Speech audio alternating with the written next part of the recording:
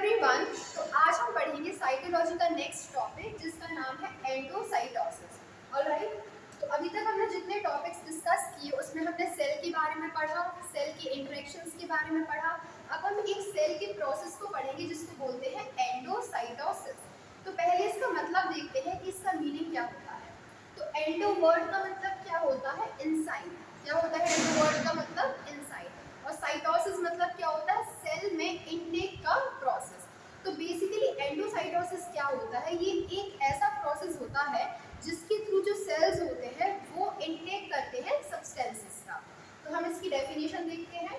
It is the process by which cells internalize substances from their external environment. इसका मतलब क्या होता है? जो सेल्स होते हैं ना, वो अपनी एक्सटर्नल एनवायरनमेंट से सब्सटेंसेस को इंटरनलाइज करते हैं, मतलब इनटेक करते हैं। तो इस प्रोसेस को हम क्या बोलते हैं? एंडोसाइटोसिस। ऑलराइट, एंडोसाइटोसिस को हम एक डायग्राम के हेल्प से समझेंगे। फॉर एग्जांपल ये है हमारा सेल, ठीक है, ये हमारा सेल है। अब सेल के अंदर ये सब्सटेंस जो है, ये सेल के अंदर हम देख सकते हैं कि मूव कर रहा है। तो ये जो प्रोसेस होता है इस सब्सटेंस का सेल के इनसाइड मूव करने का, इसी को हम क्या बोलते हैं? एंडोसाइटोसिस। नेक्स्ट हम देखेंगे कि जो सब्सटेंसेस होते हैं जो सेल्स इनटेक करता है वो कौन कौन से होते हैं। तो ये भी एक इम्पॉर्टेंट टॉपिक है। तो सब्सटेंसेस होते हैं जैसे कि फ्लूइड्स, इलेक्ट्रोलाइट्स, प्रोटीन्स और मैक्रोमोलेक्यूल्स। तो फॉर एग्जांपल किसी फ्लूइड को इनटेक करना है, प्रोटीन्स को इनटेक करना है, या मैक्रोमोलेक्यूल्स, मैक्रो वर्ड का मतलब क्या होता है? लार्ज। तो लार्ज मॉलिक्यूल्स को इनटेक करना है, या फिर कोई इलेक्ट्रोलाइट को। तो इसके लिए भी हम किस प्रोसेस का हेल्प लेते हैं? एंडोसाइटोसिस। ऑलराइट, तो ये थे सारे सब्सटेंसेस जो एंडोसाइटोसिस के थ्रू सेल में मूव करते हैं। नेक्स्ट हम देखेंगे कि जो एंडोसाइटोसिस है उसके बेसिक स्टेप्स क्या होते हैं। उसके बाद हम उसको एक डायग्राम के हेल्प से भी समझेंगे।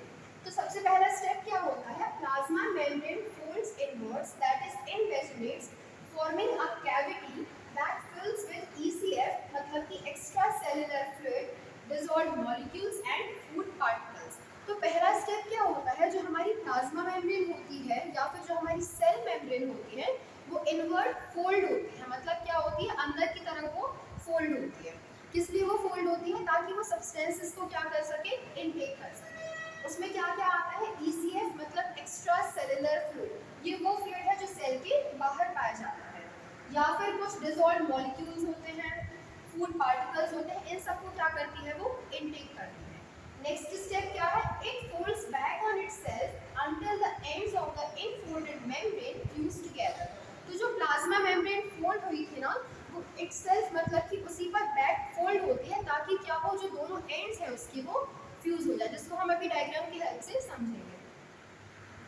नेक्स्ट है the vesicle is pinched of from the membrane as the ends of the folded membranes fuse together। तो अब क्या होता है? जब मेम्ब्रेन अंदर फोल्ड हो जाती है तो एक वेसिकल का फॉर्मेशन हो जाता है, और वो जो वेसिकल होती है ना, वो क्या होती है? सेल के अंदर डिफ्यूज हो जाती है। तो इस तरीके से हमारा एंडोसाइटोसिस का प्रोसेस कंप्लीट होता है। अब यहाँ पर 3 प्राइमरी स्टेप्स होते हैं एंडोसाइटोसिस के, जिसको हम क्या बोलते हैं? फर्स्ट को बोलते हैं फेगोसाइटोसिस, सेकेंड होता है पिनोसाइटोसिस, और थर्ड होता है रिसेप्टर मीडिएटेड एंडोसाइटोसिस। एक एक करके हम पहले इनके बारे में समझते हैं। अब जो फेगोसाइटोसिस होता है ना, इसको हम क्या बोलते हैं? Cell eating, that is cell जो है वो एक तरीके से ईट कर रहा है। सेकेंड होता है पिनोसाइटोसिस, इसको क्या बोलते हैं? सेल ड्रिंकिंग, जिसमें फ्लूइड का इंटेक होता है, वाटर का इंटेक होता है। और थर्ड प्रोसेस क्या होता है? रिसेप्टर मीडिएटेड एंडोसाइटोसिस, जैसे कि नाम से ही क्लियर है, रिसेप्टर मीडिएटेड, मतलब इसमें हम लोग किसकी हेल्प लेते हैं? कुछ रिसेप्टर्स की। एक एक करके हम डिस्कस करेंगे। सबसे पहले है फेगोसाइटोसिस, जिसको हम क्या बोलते हैं? सेल की ईटिंग। तो इसमें क्या होता है? कोई भी सॉल्यूट पार्टिकल्स होता है, कोई भी फूड पार्टिकल होता है, कोई मॉलिक्यूल्स होते हैं जैसे कि ग्लूकोज हो गया, सुक्रोज हो गया। तो इन सब का जो इंटेक होता है ना, इसको हम क्या बोलते हैं? Phagocytosis. On the other hand हम डिस्कस करेंगे पिनोसाइटोसिस, इसको क्या बोलते हैं? Cell drinking. तो कोई भी फ्लूइड पार्ट होता है जैसे कि वाटर हो गया, इलेक्ट्रोलाइट्स हो गए, इन सब के इंटेक को क्या बोलते हैं? पिनोसाइटोसिस। नेक्स्ट हम एंडोसाइटोसिस की प्रोसेस को एक डायग्राम की हेल्प से समझेंगे। सबसे पहले क्या हुआ? यहाँ हम देख सकते हैं ये क्या है? Plasma membrane. ये क्या है? प्लाज्मा मेम्ब्रेन या फिर सेल मेम्ब्रेन। तो इसने क्या किया? इंडेंशन बनाया या फिर एक फोल्डिंग बनाई। उसके बाद क्या हुआ कि जो हमारे सॉल्यूट पार्टिकल्स है जो हम देख सकते हैं रेड कलर से शोन है, ये सब पार्टिकल्स क्या हुए, इसके जो फोल्डिंग बनी थी इसके अंदर क्या हुआ, ये पार्टिकल्स मूव किए। अब ये पार्टिकल्स जब पूरे मूव कर चुके हैं जैसा कि हम यहाँ देख सकते हैं, तो क्या हुआ, एक वेसाइकल का फॉर्मेशन हुआ। किसका फॉर्मेशन हुआ, एक वेसाइकल का फॉर्मेशन हुआ। और ये जो वेसाइकल है ये अल्टीमेटली कहाँ पर आ गई, हमारे सेल के अंदर।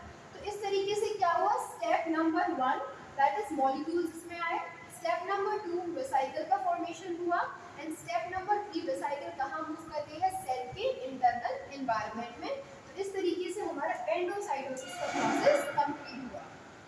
नेक्स्ट हम देखते हैं जो हमने पढ़ा था फेगोसाइटोसिस और पिनोसाइटोसिस को डायग्राम के थ्रू।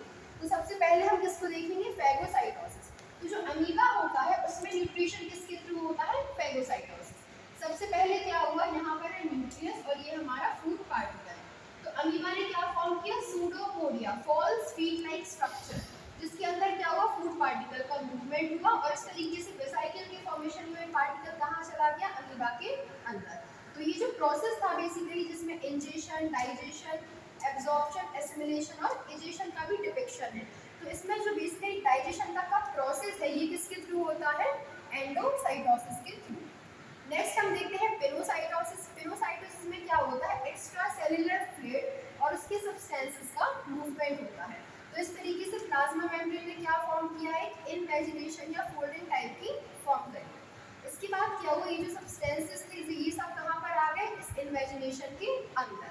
और फिर किसका फॉर्मेशन होता है, हम देख सकते हैं वेसाइकल का फॉर्मेशन हुआ जिसमें ये सब सब्सटेंसेस एनक्लोज होकर कहाँ पर आ गए हैं, इनसाइड द सेल। तो ये सब सब्सटेंसेस कहाँ मूव कर गए हैं, सेल के अंदर, इनसाइड द सेल। तो बेसिकली इस प्रोसेस के थ्रू क्या होता है, हमारा जो ECF है, एक्स्ट्रा सेलुलर फ्लूइड, उसका क्या हुआ, मूवमेंट हुआ सेल के अंदर। तो ये था हमारे एंडोसाइटोसिस के बारे में। Thank you so much.